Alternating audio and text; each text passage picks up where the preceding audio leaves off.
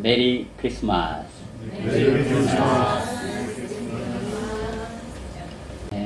미국의 오바마 정권 시기부터요, 미국이 상당히 작용화됐다는 걸 여러분들도 잘 아실 겁니다. 그러다 보니까 PC 운동이라는 게 같이 더 아주 안 좋은 절정에 이릅니다. 이게 뭐냐면 political correctness라고 하는 겁니다. 그래서 정치적 올바름, 말이 참 좋잖아요.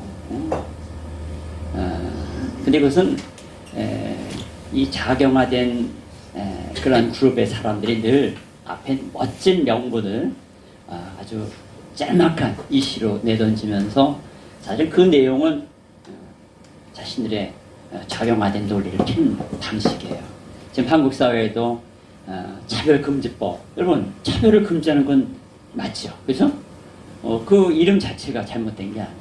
근데 그 내용을 보면 아주 독소 조항들이 많아요.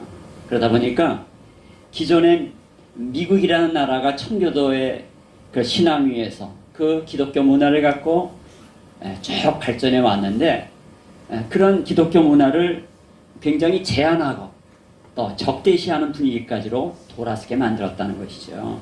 그래서 공적인 기관이나 언론 단체에서 이 크리스마스라, 메리 크리스마스라는 표현을 못 쓰게 해요. 뭐라고 쓰는 거 하니? 여러분 잘 아시다시피 해피 홀리데이, 응? 즐거운 행복한 공휴일이다, 뭐 이런 식으로 표현하게 만들었어요. 그래서 그 유명한 지금 연방 대법원 판사 중에 한 분이신 고서치라고 하는 분이 이제 TV에 나와서 그 앵커의 인사말에 굿모닝 했는데 거기다 대고 메리 크리스마스 했다가 쫓겨날 뻔했어요. 그런 일까지 있었습니다. 여러분 물론 트럼프 정권이 좀 지나면서 좀 회복하는 듯 했지만 여전히 미국의 작용화된 모습은 이 바이든 정권 들어서도 계속되고 있습니다. 여러분 이런 성탄절의 이 귀한 의미가 훼손되게 되는 이런 과정이 바로 미국 사회에서 벌어지고 있는데요. 이것은 앞서 소개한 대로 좌파 이데올로기가 또 전 세계인의 정신세계에 영향을 주고 있기 때문에 그래요. 그 맥락에서 멋진 표현을 또 씁니다. 종교다원주의라고. 그래서 모든 종교를 공평하게 대해야 한다, 이런 것이죠. 물론 이런 형태의 정치적인 작용화가 영향을 주기도 하지만요, 다른 한편으로는요, 오늘날 미국 사회에서 또 서구의 유럽 사회에서 왜 이렇게 성탄의 의미가 제대로 문화적으로 나타나지 못하고 훼손되느냐? 성탄의 의미 자체가 훼손되고 있어요. 오늘 사람들은요, 일반적으로 그저 공휴일이 됐으니까 또 연말도 됐으니까 그저 연인들이 만나 사랑을 고백하고 가족들이 한자리에 모여 즐거운 시간을 나누고 또 아이들이 산타로부터 어떤 선물을 받을까 이런 것을 기대하는 날로 성탄절을 보내고 있는 것은 아닌가 싶습니다. 그런데 이렇게 심각해진 이 세상 사람들의 이 반기독교적인 또 적대시된 기독교에 대한 이 분위기가 사실 우리 세상의 사람들에게만 문제가 되는 게 아니에요. 거기에만 원인이 아니에요. 오히려 그리스도인들 안에도요, 정말 이 성탄의 의미가 훼손되고 약화되고 흐려지고 있다라고 하는 것이 문제인 것입니다. 예수 그리스도가 오늘 성탄의 날에 이 동정녀 마리아의 몸을 빌어 아기의 모습으로 이 땅에 오신 이 사건, 여러분요, 미국에서 이런 일이 있었어요. 되게 미국에서는 교회들도 다 이 성탄절에는 2부에 성극을 하죠. 그래서 구유에 나신 아기를 이제 조명하면서 사건이 벌어지는 거죠. 천극으로, 성극으로 표현해 줍니다. 근데 그날 아기가 너무 이뻤던 거예요. 인형을 쓰지 않고 아기를 진짜 쓴 거예요. 너무 이뻐가지고 아기가 주인공이 됐어. 예수님은 온데간데 없고. 뭐 오늘날 이런 그 주객이 전도되는 일들이 벌어집니다. 그렇다면 우리가 회복해야 될 성탄의 진정한 의미는 무엇일까 하는 것 같아요. 그동안 훼손되고 약화된 성탄의 의미를 다시 한번 기리는 이 시간이 되기를 바랍니다. 그 첫째는요, 그리스도가 오셨다라고 하는 것은 곧 하나님의 존재적 사랑을 의미한다는 것이에요. 하나님의 존재적 사랑. 너무 문자를 써서 여러분 느낌이 어떨지 몰라요. 근데 이 얘기를 나누다 보면 의미가 밝혀질 겁니다. 방금 우리가 함께 봉독했던 이사야서 9장 6절은 이렇게 기록합니다. 이는 한 아기가 우리에게 낳고 한 아들을 우리에게 주신 바 되었는데 그의 어깨에는 정사를 메었고 그의 이름은 기묘자라 모사라 전능하신 하나님이라 영존하시는 아버지라 평강의 왕이라 할 것입니다. 그리스도가 동정녀의 몸을 빌어 우리처럼 사람의 아기로 출생하셨어요. 본문에서 우리에게 오신 아기는 그런데 어떤 존재냐? 전능하신 하나님이라는 거예요. 영존하시는 존재라는 거예요. 이것은요, 하나님이 우리에게 직접 아기의 모습으로 찾아오셨다는 거예요. 그죠? 이 땅에 오심은 그분이 이 보통 방문한 게 아니라 정말 사랑의 마음으로 찾아오신 거예요. 사실 불신이라고 하는 것은요, 많은 경우에 오해로부터 비롯되죠. 신자든 비신자들을 막론하고요, 사람들은 하나님을 지독히 오해합니다.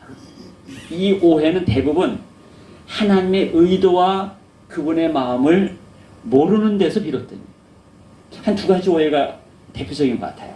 첫째는요, 예수님 당시에 유대 종교인들이 가졌던 오해입니다.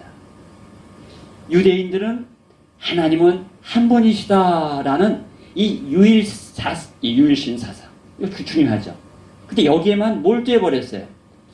물론 이러한 유일신 사상은 성경에서 비롯된 것이고요, 이것은 고대 근동의 다신론적인 이러한 문화에 대비된다는 면에서 의의가 있어요. 그러나 유일신 사상에만 몰입되어 정작 하나님이 어떤 분이신가 하는 그분의 속성과 성품에 대해서는 무지했다는 겁니다. 그래서 유대인들은 오로지 유일하신 바로 그 하나님이 율법을 주셔서 자기들의 백성들이 그 율법에서 벗어나지 않도록 하는 데만 주목하시는 그런 엄한 분으로만 인식했다는 거예요. 또 하나의 오해가 있어요. 이것은 유대인들의 그 메시아 사상에 대한 문제인데요. 그들은 하나님이 메시아를 보내주신다는 것을 믿었어요. 그 예언을 믿었어요. 그리고 기다렸어요. 여기까지는 잘한 것이죠. 근데 그들의 기다림과 기대는 하나님의 의도와는 크게 벗어나는 것이었어요. 그들은 메시아를 철저히 정치적인 존재로 인식하고 있었다는 겁니다.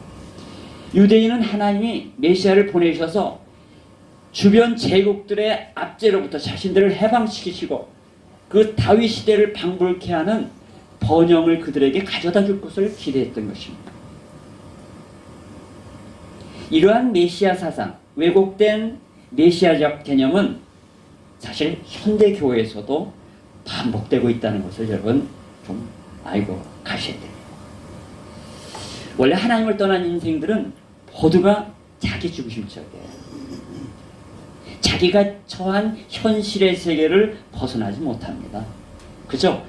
욕망과 필요에 우선적인 관심을 갖는 것이 보편적이라는 거죠.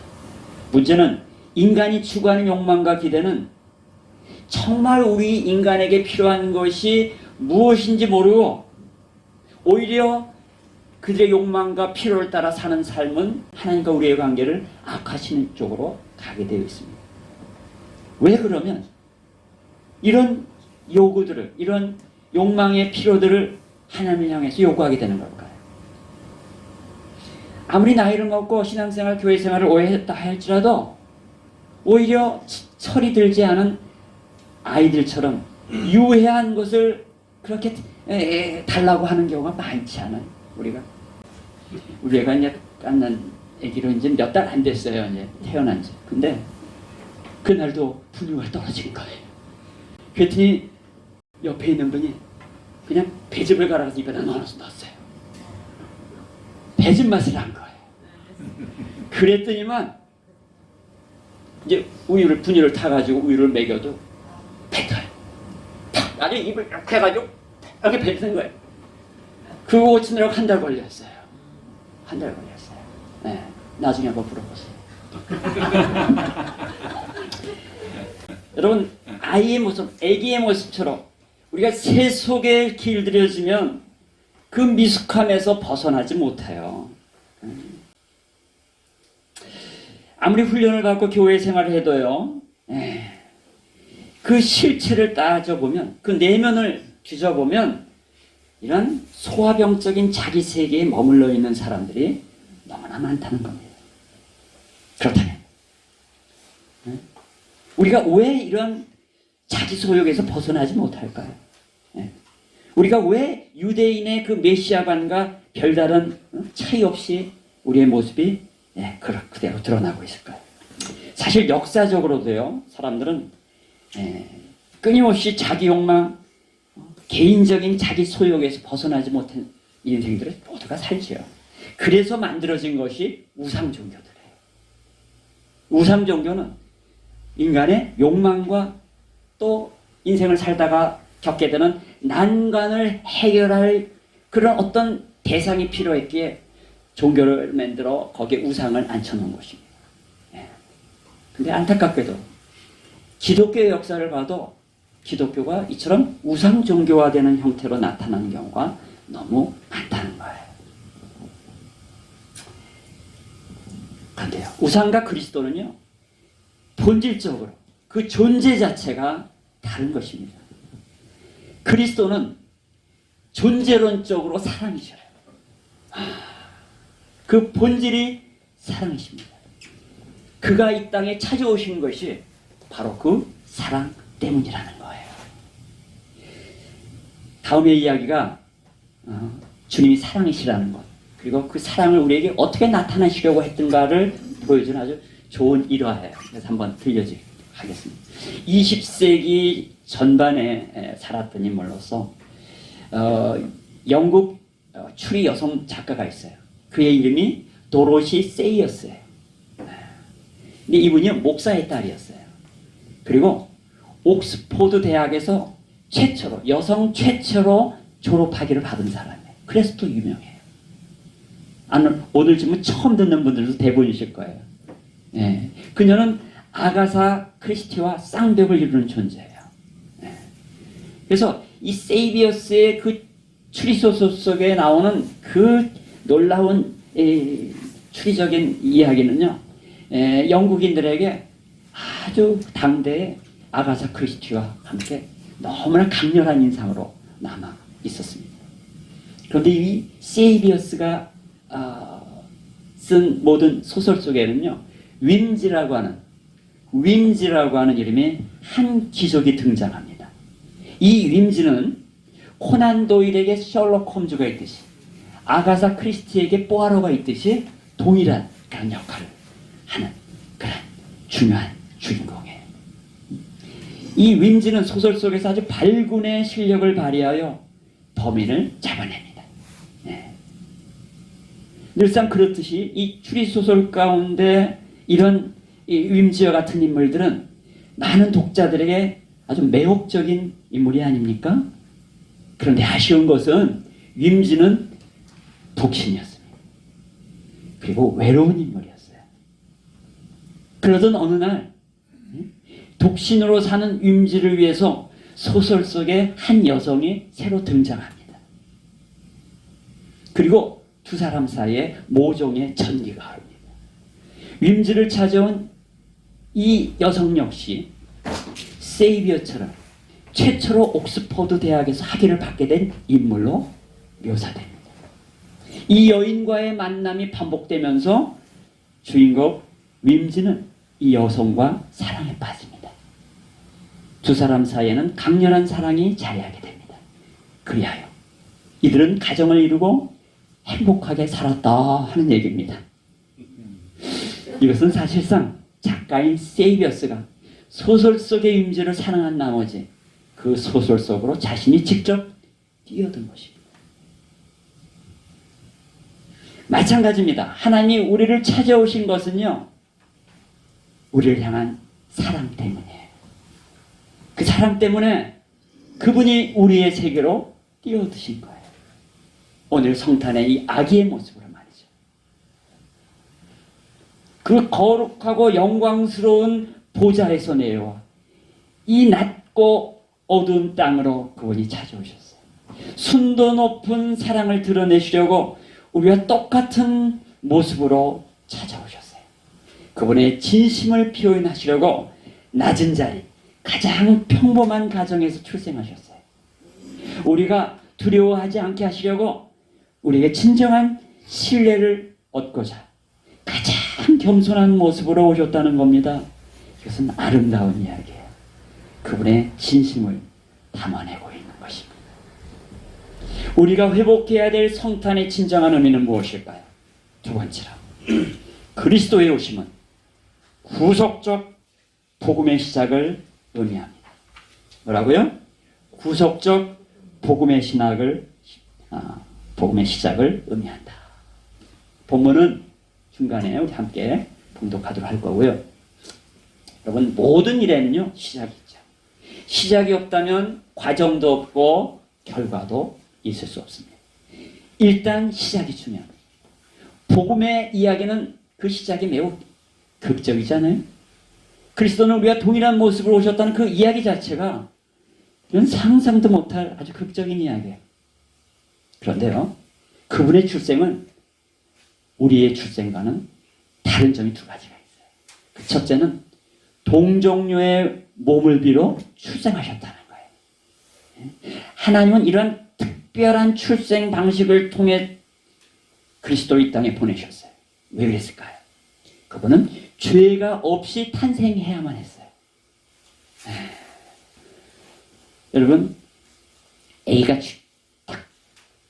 출생했을 때 얼마나 깨끗해 보여요. 순수해 보여요. 그렇죠? 때 안 탄 것 같잖아요. 조금 지나보세요. 말 안 듣기 시작하면 말이죠. 누가 가르쳐주지도 않았는데도 거짓말부터 해요. 근데요, 우리 주님은 죄성을 타고 또 죄책을 유전받아 오면 안 돼.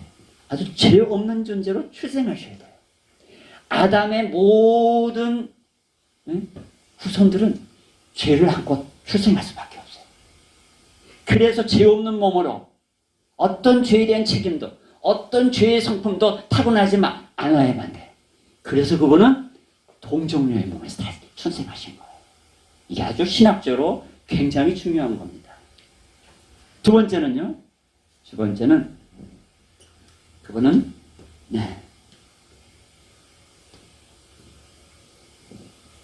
이 갈라디아서 4장 4절과 5절을 함께 먼저 읽고 이야기를 계속하겠습니다. 나오죠? 네, 다 같이 한 목소리로 시작.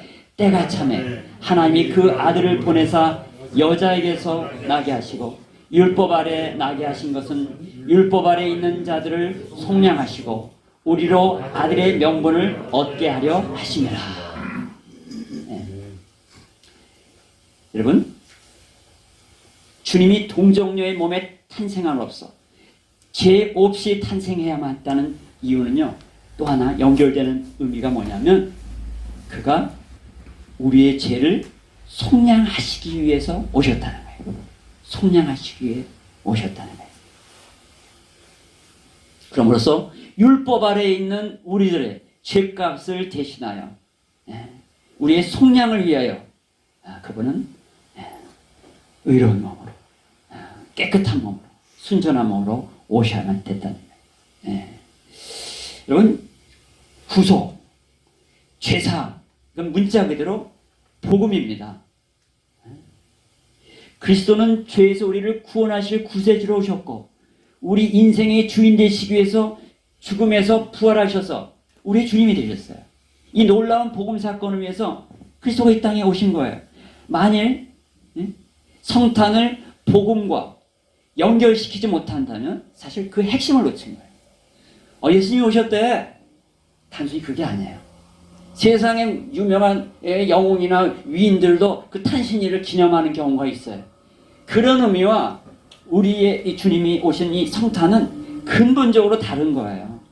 그분은 오셔서 이 땅에 구속이라고 하는 복음 사건을 치르시기 위해서 오신 거예요.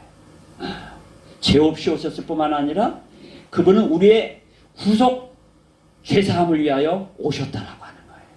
그것이 바로 그분의 이 땅에 오신 출생과 관련된 비밀이기도 한 것입니다. 뭐 이런 사실을 여러분 다 아시잖아요. 그죠? 여러분 그 정도의 기본기는 갖고 계셔요. 그런데 그런 기본적인 인식을 갖고 있음에도 불구하고 성탄이 감격으로 다가오지 못하는 이유가 무엇일까요? 여러분 성탄절 하니까 즐겁다, 참 좋다 이런 느낌이 있을지 몰라도 이것이 감격으로 다가오지 못하는 이유는요, 우리가 성탄을 지금과 같은 복음의 사건과 연결시키지 않기 때문에, 또 복음의 사건과 연결시켜 아는 정도로 인식을 하고 있더라 할지라도 사실은요, 왜 감격을 느끼지 못하느냐? 죄 용서받은 감사가 상실돼서 그래요. 은혜의 기억이 망각돼서 그래요. 흐려졌기 때문입니다.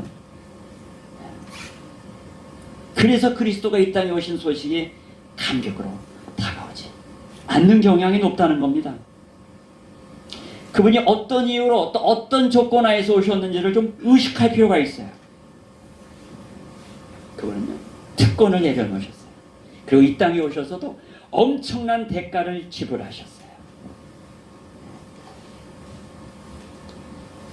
몇 해 전에 미국의 남부 한 대학 도시에 아주 깜짝 놀랄 일이 졸업식에서 일어났습니다.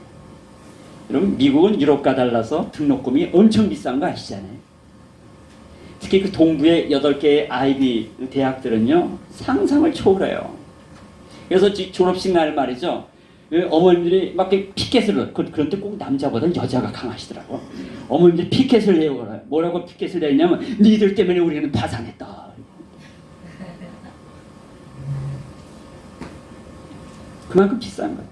사람들이 다 몰기지, 학생들이 대부분이 몰기지를 하죠. 평생 갚아요. 20년 30년. 그 유명한 오바마도요 상원의 할 때까지 갚았대요.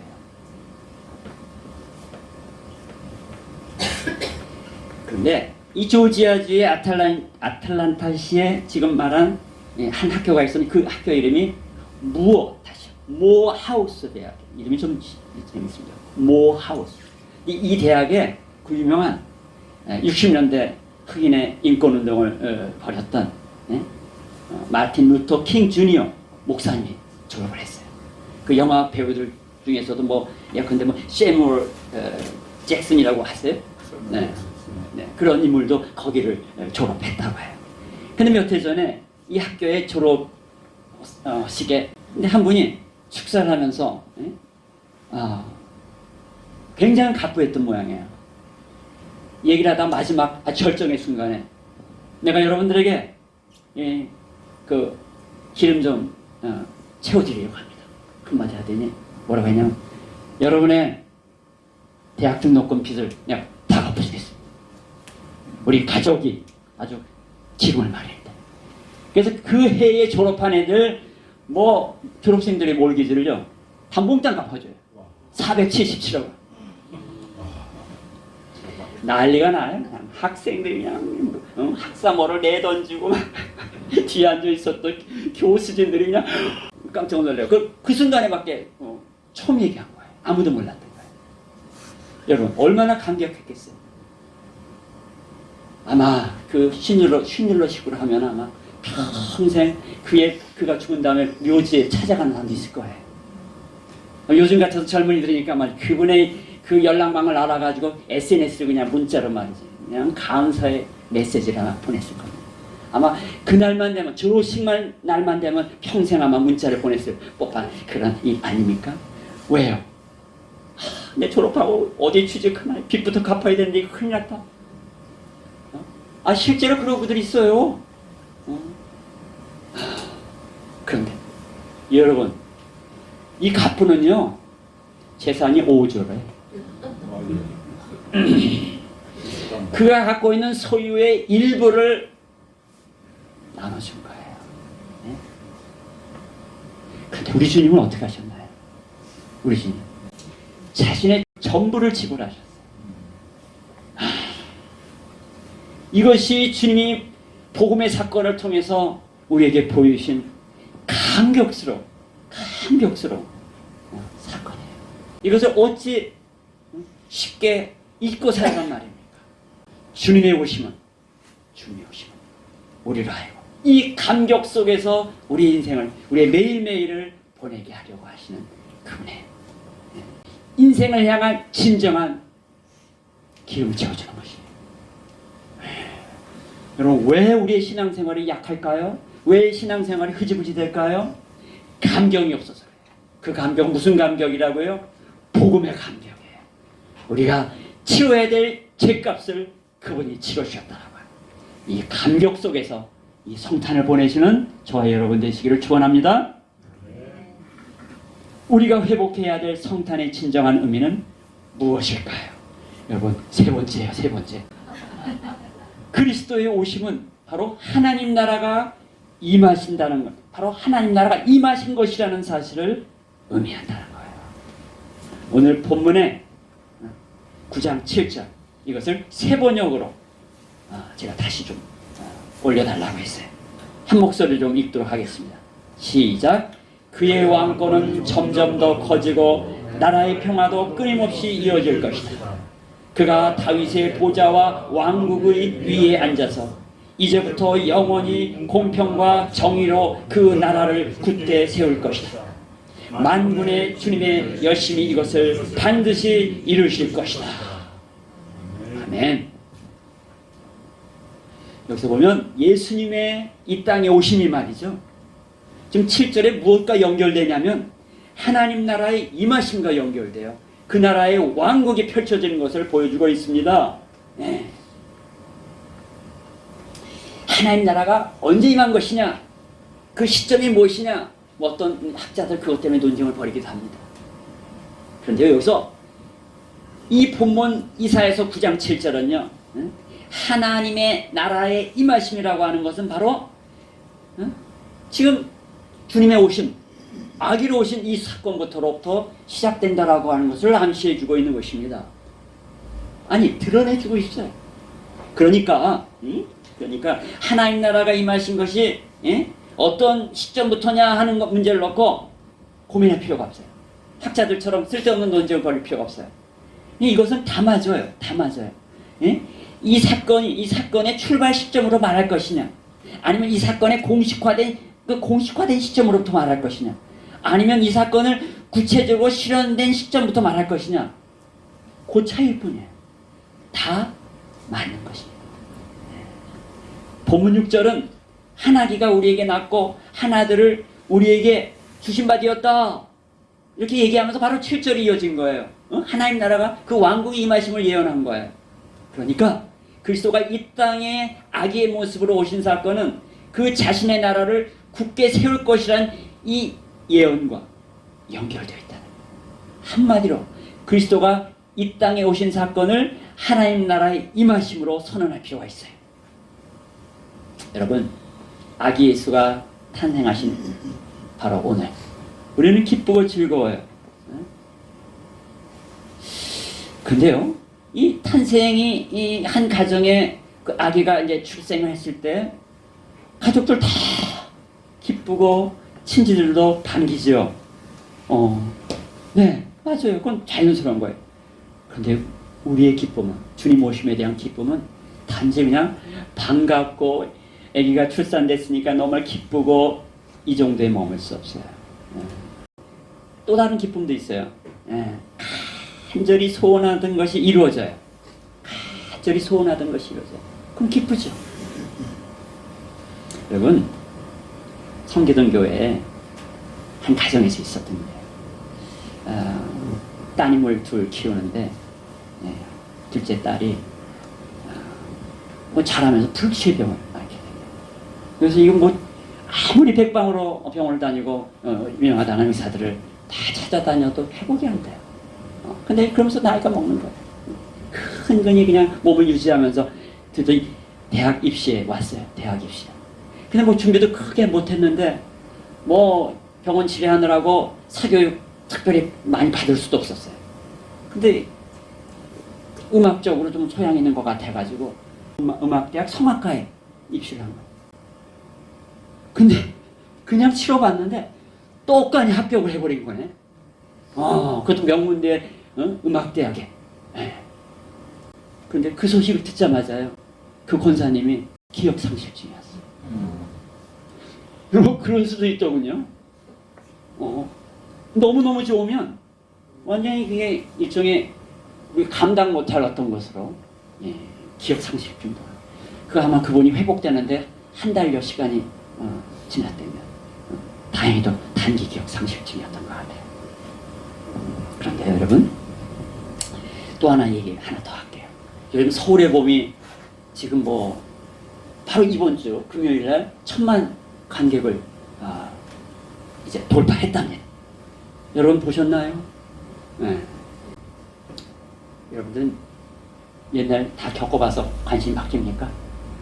4천만 중에 1000만 안에 못 들어가셨군요. 보란 얘기는 아니에요. 우리 같은 사람 보지도 않아요.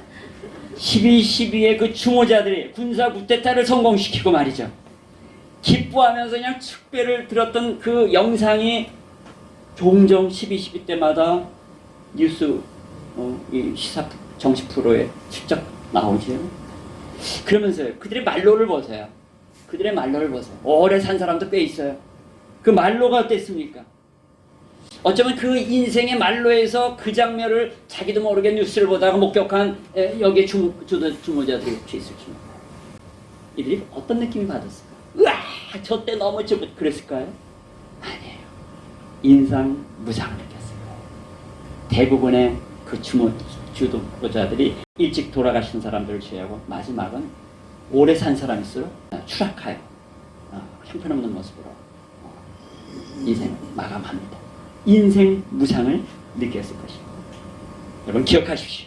우리의 기쁨은 다른 것입니다. 우리의 기쁨은 그리스도의 오심과 함께 펼쳐진 하나님 나라로 인한 기쁨이어야 하는 것입니다. 바로 그 7절에 개정판으로 다시 읽으면 이렇습니다. 또 다윗의 왕자와 그의 나라에 군림하여 그 나라를 굳게 세우고, 누가요? 그 아기 예수로 오신 그분이, 그리스도가 지금 이후로 영원히 정의와 공의로 그것을 보존하실 것이라. 만군의 여호와의 열심히 이를 이루시리라. 그렇게 얘기합니다. 당시 유대인들은요, 예언되어 있었던 오실 메시아가 이 어떤 모습으로 오실지는 그저 그냥 정복자로 오셔서 주변의 제국들을 그냥 다 타도할 것이다, 뭐 이런 정도의 이해밖에 없었어요.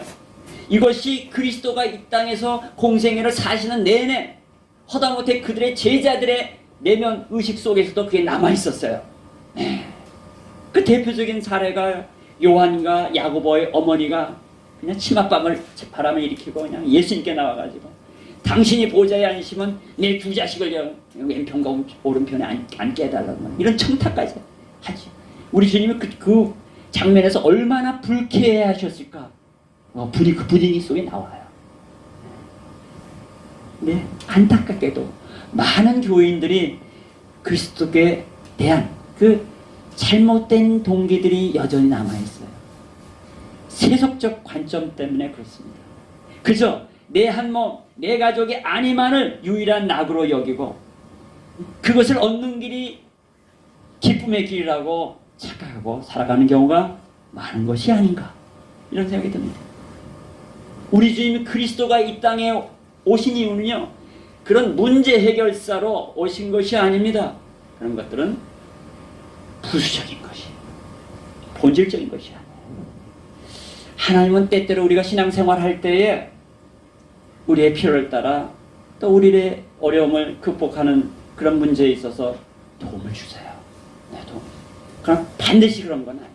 오히려 우리로 하여금 난관 속에서, 또 어려움 속에서, 외로움 속에서 주님만을 주목하고 그분께만 집중할 수 있는 마음을, 더 높은 의미의 더 가치 있는 일을, 바로 그것을 위하여 때로는 우리로 하여금 어려움 속에 여전히 남겨두실 수도 있다는 것에, 그러므로 우리가 추구해야 될 것은 바로 하나님 나라. 그 하나님 나라는 그리스도가 베푸신 바로 죄로부터의 해방, 죄로부터의 온전한 죄사함을 입은, 그래서 의로운 사람으로 살아가도록 하는 일. 바로 그가 얘기하려고 하는 의는 바로 그것입니다. 세상에서 공정과 세상에서 공평과 세상에서 정의, 그런 정도의 의미가 아니에요. 이것은 바로 우리의 죄의 문제, 근본적인 정말 해결해야 될 본질의 문제를 해결하심으로써 우리에게 자신의 의를 제공하는, 이 과정 속에서 펼쳐가는 그런 의의 나라인 것입니다. 이때 비로소 우리 안에는 진정한 평화와 기쁨이 찾아온다. 그러니까 우리는 자꾸만 주변에 우리 물질적인 감각적인 안정과 편의와 이런 것을 통해서 기쁨을 이루고 안정을 찾으려 하지만 아니에요. 그것은 편리함일 뿐이에요. 우리에게 진짜 필요한 것은 평강이에요. 죄로부터 자유함을 입고 그리고 나타나는 그 평강이에요. 그것은 의로운 자들만이 가질 수 있는 평강이에요. 우리 주님 바로 그 의를, 그분의 의를 우리에게 전가시킴으로 우리 안에 진정한 자유로부터 얻게 되는 평안을 경험하게 하신다는 것입니다. 그러므로 로마서 14장은 이렇게 우리에게 선언합니다. 하나님 나라는 먹는 것과 마시는 것이 아니요 오직 성령 안에서 의와 평강과 희락이라. 하나님 나라는 육신의 피로와 안위를 위한 그런 거기에 중심이 있는 것이에요. 그리스도로 인한 대속적 의와 죄로부터의 해방으로 인한 평강과 세상이 줄 수 없는 순전한 온전한 기쁨을 경험하는 그런 나라예요. 그리스도가 바로 그것을 위하여 오셨고, 더 나아가 우리를 통해서 그의 나라를, 그 의로운 나라를 확장해 가려고 이 성탄의 기쁨으로 찾아오신 것입니다. 이 사실을 믿는 저와 여러분 되심으로 이제부로는 성탄의 날에 이 놀라운 주님의 사랑에, 그 존재적 사랑에 감동하고 그분이 베푸시는 이러한 엄청난 대가지불로 인한 이 우리의 구원의 이 복음의 사건에 대한 감격을 누리고 한 걸음 더 나아가서 그분의 의의 나라가 나뿐만이 아니라 주변에 이웃에게 확산되는 이 놀라운 일들을 위하여 주님과 함께 동행하는 믿음의 삶을 계속해 가시기를 주님의 이름으로 축원을 드립니다. 기도합시다. 이 시간 머릿속으로 기도할 때에 여러분 이런 기도 제목으로 기도했으면 좋겠습니다. 우리를 사랑하셔서 자신의 모든 것을 내려놓으시고 이 땅에 찾아와 주신 예수님을 진심으로 내 영혼이 송축하며 경배하며 감사할 수 있도록 우리 함께 기도하기를 원합니다. 우리의 구속을 위하여 낮은 자리로 내려오신 예수님을 우리가 기억하고 평생에 기억합니다. 그동안 그 놀라운 복음의 감격을 누리지 못하고 무감각하게 살아왔던 우리 자신들을 돌이키며 다시금 이 성탄을 맞아 감격의 마음으로 주님을 높일 수 있는 우리가 되게 해달라고 한번 기도합시다. 우리를 자기 백성을 통해 의의 나라를 펼치시는 그 놀라운 하나님의 선대를 위하여 이 고통의 자리 마다하지 아니하시고 찾아오셔서 우리와 함께 하나님 나라의 의와 평강과 희락을 위해서 그분의 나라를 계속해 확장해 가시는 그 놀라운 주님의 손길로 인하여 기뻐하고 또 감사하고 감격해하는 우리가 될 수 있게 해달라고 우리 한 목소리로 우리 기도하겠습니다.